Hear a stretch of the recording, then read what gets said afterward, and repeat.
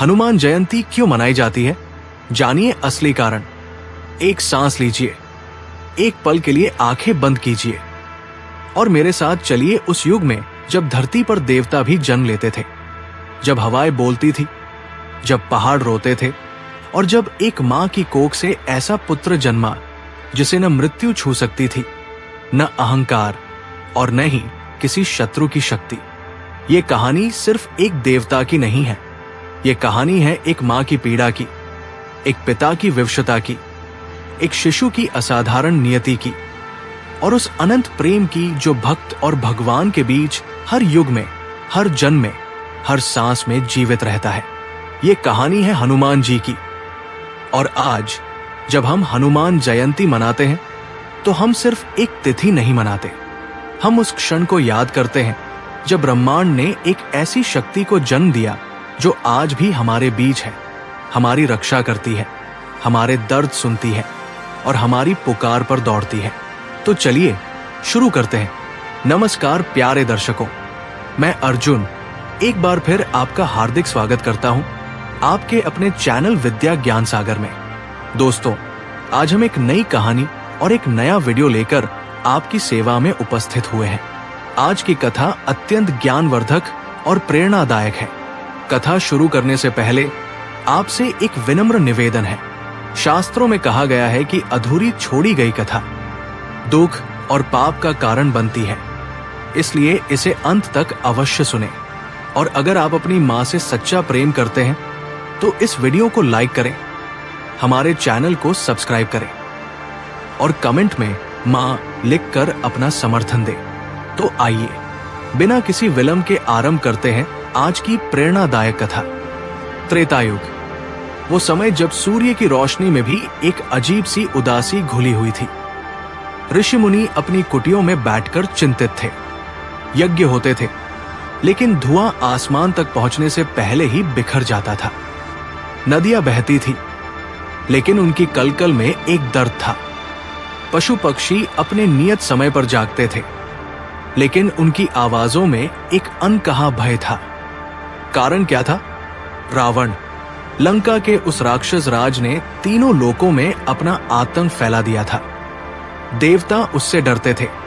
ब्रह्मा जी ने उसे वरदान दिया था, शिव जी ने उसे कोसों दूर से पहचाना था। रावण की विद्वता अपार थी, उसकी शक्ति अद्वितीय थी, लेकिन उसका अहंकार उससे भी बड़ा था। और अहंकार जब इतना बड़ा हो जाता है तो वो सिर्फ अपनी आत्मा को नहीं नष्ट करता, वो हर उस निर्दोष को कुचलने लगता है जो उसके रास्ते में आता है। देवता घबराए, उन्होंने ब्रह्मा जी के पास गए। ब्रह्मा जी ने उन्हें विष्णु जी के पास भेजा और विष्णु जी ने जो उत्तर दिया वो संसार का सबसे बड़ा वचन था। मैं आऊंगा, मैं मनुष्य रूप में जन्म लूंगा और रावण का अंत होगा। ये वचन था भगवान राम के अवतार का। लेकिन विष्णु जी जानते थे कि ये संग्राम अकेले नहीं जीता जा सकता। रावण की शक्ति असाधारण थी। उसके पास विद्या थी, सेना थी, शस्त्र थे और सबसे खतरनाक, उसके पास अभिमान की वो दीवार थी जो किसी साधारण शस्त्र से नहीं टूटती। तो विष्णु जी ने कहा, शिव जी, आपको भी चलना होगा। शिव जी मुस्कुराए। उनकी मुस्कान में वो गहराई थी जो सृष्टि के रहस्यों को समेटे हुए है। उन्होंने कहा, मैं चलूंगा, लेकिन मैं अपने अंश को भेजूंगा, एक ऐसा वीर जो राम का भक्त भी होगा और महाशक्ति का अवतार भी। और उसी क्षण स्वर्ग में एक संकल्प हुआ, एक नई नियति लिखी जाने लगी। अब आइए धरती पर, उस पर्वत के पास जहां एक वानरी स्त्री रहती थी। उसका नाम था अंजना। अंजना कोई साधारण स्त्री नहीं थी, वे अप्सरा थी, स्वर्ग की। लेकिन एक श्राप के कारण उन्हें वानरी के रूप में जन्म लेना पड़ा था। ये श्राप था या भाग्य, ये तो केवल ईश्वर जानते हैं, लेकिन इतना जरूर था कि उनके जीवन में एक अधूरापन था। उनके पति थे केसरी, वानरराज, वीर, पराक्रमी और अंजना से अगाध प्रेम करने वाले। लेकिन दोनों के जीवन में एक शून्य था। एक खालीपन जिसे कोई वचन, कोई उपहार, कोई सुख भर नहीं सकता था। संतान अंजना मां बनना चाहती थी। एक ऐसे पुत्र की मां जो उनके कुल को, उनके वंश को, उनके जीवन को अर्थ दे सके। लेकिन वर्षों बीत गए और गोद सूनी रही। अंजना ने तप किया, गहरा तप, वो तप जो पत्थर को भी पिघला दे। वे शिव जी की आराधना करती थी। रोज प्रभात में उठकर पर्वत की चोटी पर बैठ जाती थी। हाथ जोड़े, आंखें बंद किए और बस एक ही प्रार्थना, हे महादेव, हे भोलेनाथ, हे त्रिलोकेश्वर, मुझे पुत्र दो। एक ऐसा पुत्र जो तुम्हारा ही अंश हो, जो इस संसार में कल्याण करे, जो धर्म की राह पर चले और जो मेरी कोख को धन्य करे। ये प्रार्थना रोज उठती थी, पर्वतों से गुजरती थी, बादलों को चीरती थी और आखिरकार शिव जी के कानों तक पहुंचती थी। शिव जी को दया आई। नहीं, दया नहीं, ये गलत शब्द है। शिव जी को अंजना का वह प्रेम दिखा जो एक मां अपने अजन्मे बच्चे के लिए रखती है, और उस प्रेम के आगे महादेव का हृदय पिघल गया। वे बोले, तथास्तु, और उसी क्षण स्वर्ग से पवनदेव को बुलाया गया। पवनदेव यानी वायुदेव सृष्टि के उन देवताओं में से हैं जो हर जगह है। वे हर पल हमारे साथ हैं, हमारी हर सांस में।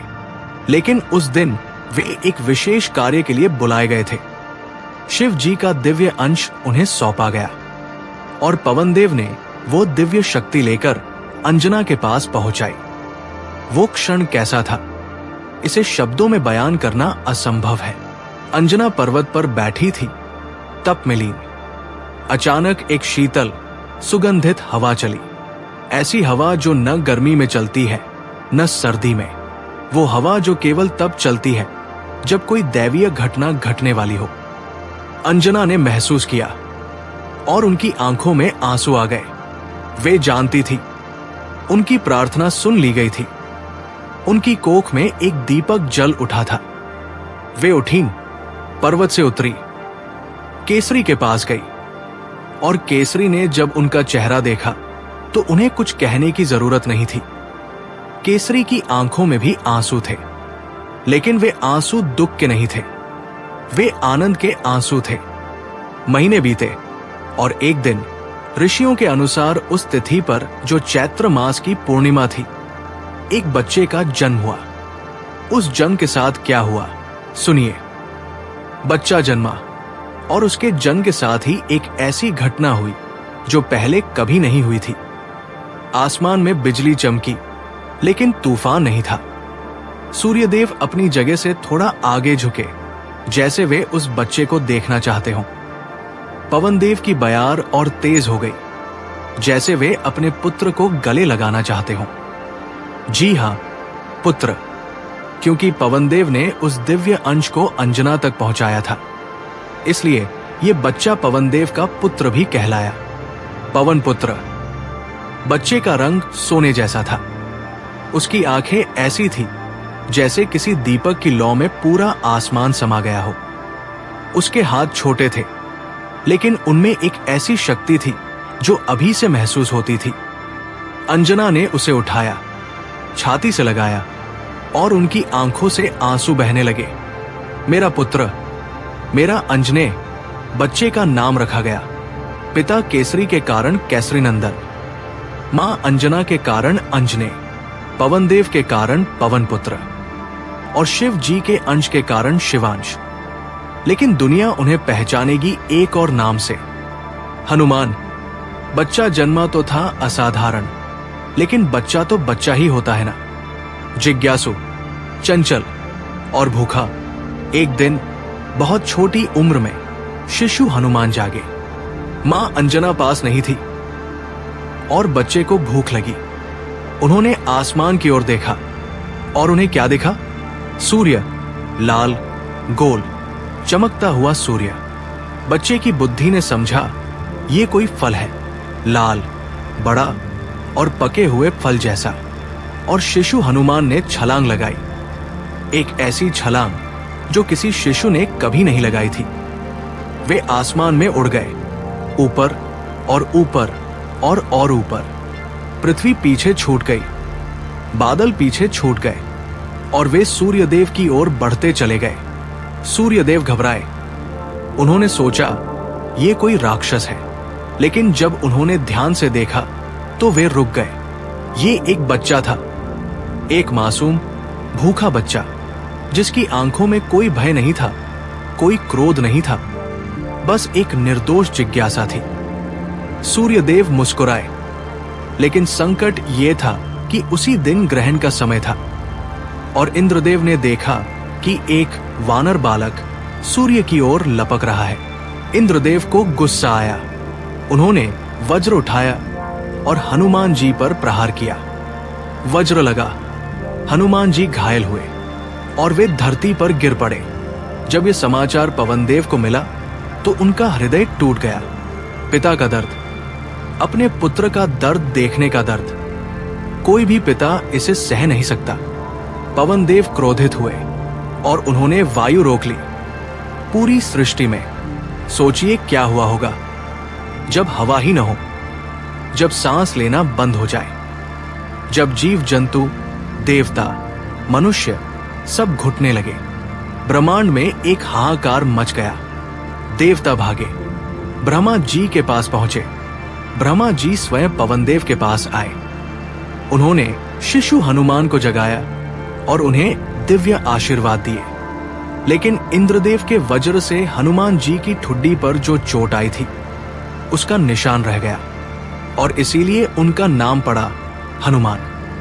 हनु यानी ठुड्डी और मान यानी जिसकी ठुड्डी पर निशान है। हनुमान। उस दिन एक के बाद एक देवता हनुमान जी के पास आए और हर देवता ने उन्हें एक वरदान दिया। ब्रह्मा जी ने कहा, तुम्हें कोई ब्रह्मास्त्र नहीं बांध सकेगा, तुम अजेय रहोगे। इंद्रदेव ने कहा, मेरा वज्र तुम्हें कभी नहीं मार सकेगा, तुम वज्र से भी कठोर हो। वरुण देव ने कहा, जल तुम्हें नहीं डुबाएगा। यमराज ने कहा, मृत्यु तुम्हें कभी छू नहीं सकेगी, तुम चिरंजीवी हो। कुबेर ने कहा, धन की कभी कमी नहीं होगी। शिव जी ने कहा, मैंने तुम्हें अपना अंश दिया है, तुम शिव के तेज से चमकते हो। और सूर्यदेव ने एक विशेष वरदान दिया, मैं तुम्हें अपनी विद्या दूंगा, मैं तुम्हारा गुरु बनूंगा। यह वरदान कोई साधारण बात नहीं थी। सूर्यदेव चलते रहते हैं, वे कभी नहीं रुकते, तो हनुमान जी को उनसे विद्या लेनी थी और सूर्यदेव के साथ साथ चलना था। और हनुमान जी ने यही किया। वे सूर्यदेव के सामने रहते, उनका मुख देखते और पढ़ते रहते। ऐसा गुरु शिष्य का रिश्ता जो इस सृष्टि में पहले कभी नहीं था। इन वरदानों के बाद हनुमान जी वास्तव में असाधारण थे, लेकिन जीवन ने उनके लिए एक और परीक्षा रखी थी। समय बीता, हनुमान जी बड़े हुए। वे किष्किंधा के राज्य में रहने लगे, सुग्रीव के साथ। सुग्रीव जो अपने भाई बाली के अन्याय से पीड़ित थे और पर्वत पर शरण लिए हुए थे। और उधर अयोध्या में एक राजकुमार का जन्म हुआ, राम, मर्यादा पुरुषोत्तम राम, जिनकी आंखों में शांति थी, जिनके चेहरे पर करुणा थी, जिनके हृदय में धर्म था और जिनके कदमों में पूरी सृष्टि का कल्याण था। राम वन में आए, अपनी पत्नी सीता के साथ, भाई लक्ष्मण के साथ, और फिर हुआ वो जो नहीं होना चाहिए था। सीता का हरण। रावण ने छल से सीता मां को चुरा लिया। राम का दर्द। जो लोग राम के भक्त हैं, वे जानते हैं कि उस क्षण राम का दर्द कैसा था। वे भगवान थे, लेकिन उन्होंने मनुष्य के सारे दुख अनुभव किए। सीता की याद में वे रोए, उनकी आंखों से आंसू गिरे। उन्होंने वन में सीता को पुकारा, सीते, कहाँ हो? सुग्रीव और हनुमान उसी क्षेत्र में थे। उन्होंने दो मनुष्यों को देखा, राम और लक्ष्मण। सुग्रीव ने हनुमान जी से कहा, जाओ देखो ये कौन है। और हनुमान जी गए। जब उन्होंने राम को देखा, सीता की खोज शुरू हुई। हनुमान जी लंका पहुंचे और उन्हें मिली अशोक वाटिका। और वहां एक पेड़ के नीचे बैठी थी सीता मां। हनुमान जी ने उन्हें देखा और उनका हृदय भर आया। उन्होंने धीरे से राम की अंगूठी पेड़ से नीचे फेंकी। सीता मां ने देखा, उन्होंने पहचाना और उनकी आंखों में एक उम्मीद की किरण आई। हनुमान जी नीचे उतरे, प्रणाम किया और बोले, मां, मैं हनुमान हूं, राम जी का दूत। वे आएंगे, वे जरूर आएंगे, आप विश्वास रखिए। सीता मां की आंखों से आंसू बह निकले, लेकिन इस बार वे दुख के नहीं थे। राम जीवित है, वे ठीक है। हाँ मां, वे आएंगे। सीता मां ने हनुमान जी को आशीर्वाद दिया और एक चूड़ामणि दी राम को पहुंचाने के लिए। और फिर हनुमान वापस आए राम के पास। राम अपनी सेना लेकर लंका पहुंचे। युद्ध शुरू हुआ, राम और रावण की सेना के बीच, धर्म और अधर्म के बीच, सच्चाई और अहंकार के बीच। रावण का अंत हुआ। उस राक्षस का जो विद्वान था, शक्तिशाली था, लेकिन जिसके अहंकार ने उसे अंधा कर दिया था। जब रावण गिरा तो तीनों लोगों ने राहत की सांस ली। सीता मां की मुक्ति हुई। राम, सीता और लक्ष्मण अयोध्या वापस आए। और जब अयोध्या में राम का राज्याभिषेक हुआ तो सारी प्रजा खुशी से झूम उठी। उस दिन राम ने सबको उपहार दिए। राम ने हनुमान जी की ओर देखा और हनुमान जी ने राम की ओर। उन दोनों की आंखें मिली और उस दृष्टि में जो भाव था वो किसी उपहार से बड़ा था। राम ने हनुमान जी को गले लगाया और बोले, हनुमान, तुम चिरंजीवी हो। जब तक राम की कथा इस धरती पर सुनाई जाएगी, तुम वहां उपस्थित रहोगे। जहां जहां मेरा नाम लिया जाएगा, वहां तुम होगे। ये मेरा वचन है, ये वचन, ये दिव्य वचन। इसी का अर्थ है कि हनुमान जी आज भी हैं, अमर है। जब भी कोई सच्चे मन से जय हनुमान कहता है तो वे वहां होते हैं। और अब हम आते हैं उस प्रश्न पर जिससे ये यात्रा शुरू हुई थी। हनुमान जयंती क्यों मनाई जाती है? क्या सिर्फ इसलिए कि उस दिन उनका जन्म हुआ था? नहीं, जन्मदिन तो हर किसी का होता है, हर इंसान, हर प्राणी का।